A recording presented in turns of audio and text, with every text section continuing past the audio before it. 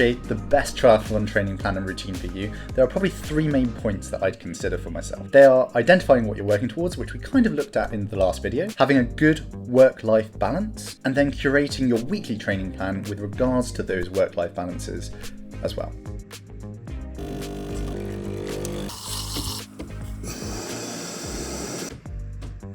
Where are you going? We're going to go to Porthcawl and we're going to do a little bit of a ride and we're going to meet up with Harry Palmer.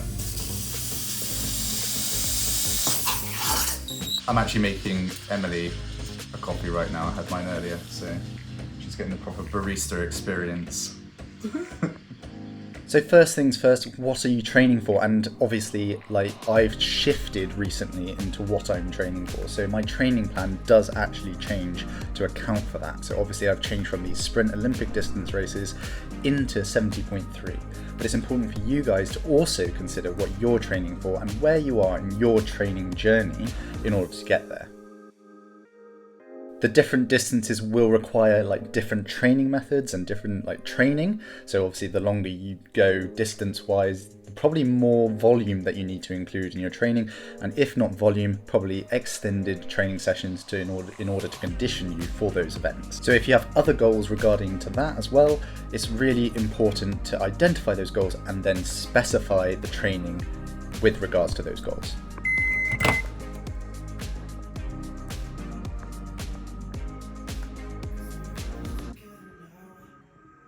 In terms of how to do the work-life training balance, there's a few tips that I'd probably advise for and which I also apply to myself. So getting it done first thing in the morning is so important to me because as soon as it gets later in the day and I've done a bit of work, I start getting a little bit more fatigued from that work side of things, and I just can't be bothered as much to do the actual training, especially if it's a hard session. I've been really struggling with this on a Friday afternoon after work.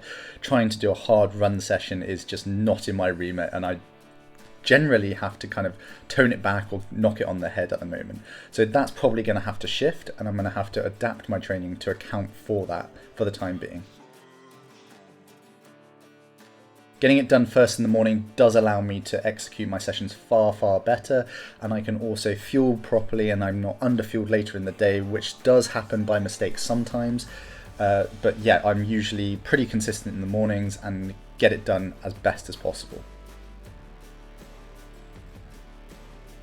It also improves my mood. I feel a lot more satisfaction out of my day as if I get it done first thing in the morning, because it sets up your day correctly. It's the easiest time to get it done in the day, like I said, because you've got nothing else to interfere with it.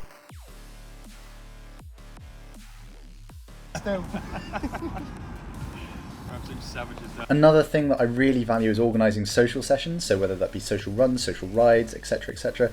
Obviously meeting up with people and socialising with them is a form of enjoyment, at least for me. I don't know about you, but I think it really enables you to expand that social circle whilst you're actually training. So it doesn't have to be going out for social drinks or whatever. I do that obviously sometimes as well, but if you can get your social from training, then it's a double whammy, and that's what you want. Organising to meet up with friends as well holds you accountable, and I think that's something that I definitely value, especially when I'm really tired, is to organise a time and a day to meet someone. Obviously I work with a training squad, so it's less hard for me to organise a session because most of them are put on. So I'm just expected to turn up every time or every day at a certain time, and I just do. It's part of my routine, it's automatic, and I see my friends, I have my social at those times of the day almost every day. But this is something that you can definitely employ for yourself, and whether it be the weekend or morning or whatever throughout the working week, it keeps you accountable, it makes you turn up to those sessions, because otherwise you're letting that person down. Choosing manageable goals is also really important, and I think we sort of spoke about this in the previous video, but if those goals are manageable, it makes you far more likely to try and achieve them, because if you can see how to get there through the general progression of your day-to-day training, then you can see light at the end of the tunnel, and you can see how you're going to be able to achieve that goal throughout training, and that's incentivizing. Seeing that progression day in, day out is something that really motivates people to do the work. If you are short on time, getting the most bang for your buck is really important. And even I do this. I'm not that short on time. Obviously, I try and be really efficient with my training and get the most bang for my buck as well.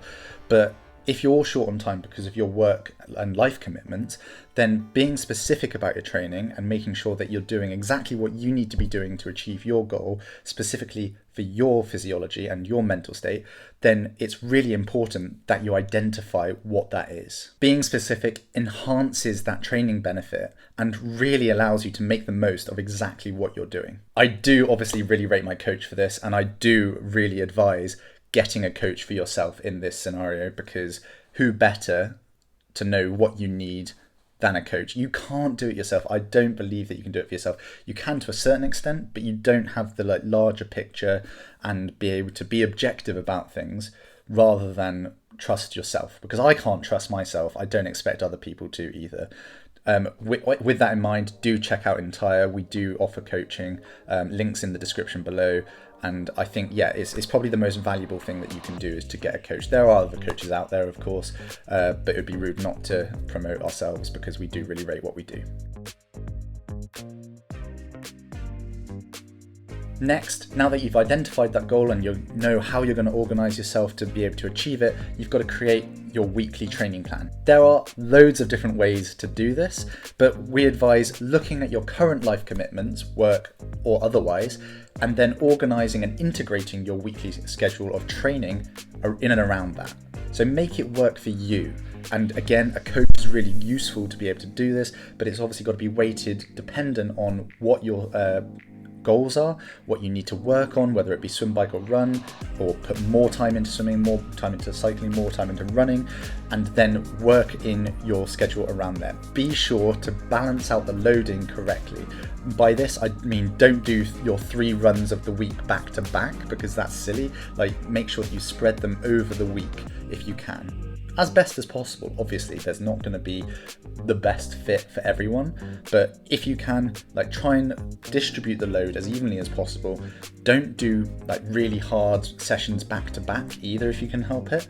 Obviously, again, some people may need to, but if you can try and spread them throughout the week. Do what's right for you. Everyone's going to be different. Everyone's going to have different availability in terms of what they can do throughout the week, volume wise as well. So be sure to get your best bang for buck and make sure that your sessions are specific to you. I'm a one-take wonder. Yeah, me too. I'll try. How are you coping with that one bottle? Is it all right? A little bit thirsty. Fred, with the 1900 meters of climbing? I feel fresh as a daisy, mate. I don't believe you. I actually feel alright. I do like climbing, but if you did tell me this before coming, I would not have showed up. So, to you, and see you next time. That was pretty PG from you. Yeah, I know. Cheers. Take responsibility for that.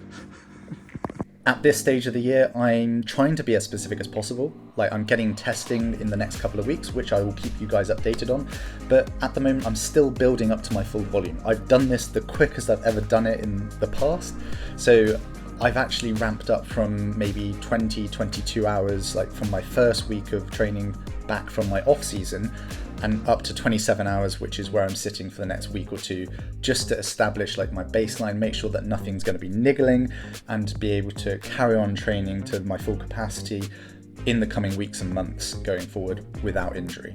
So at the moment, up to full volume, pretty much. I've got another few hours spare, but that's for when I'm not working, whereas this is the absolute most that I can do whilst I'm working and still be able to function in and around for my for my day-to-day life.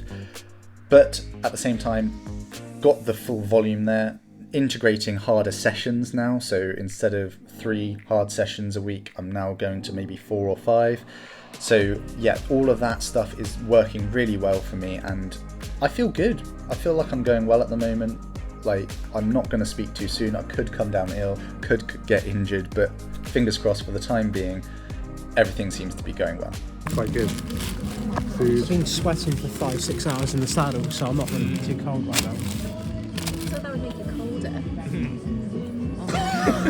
If you got a bit of value out of this video, do hit that subscribe button, hit that like button, and maybe even the bell icon to notify you for when I next upload a video. Thanks for watching, and I will see you next time.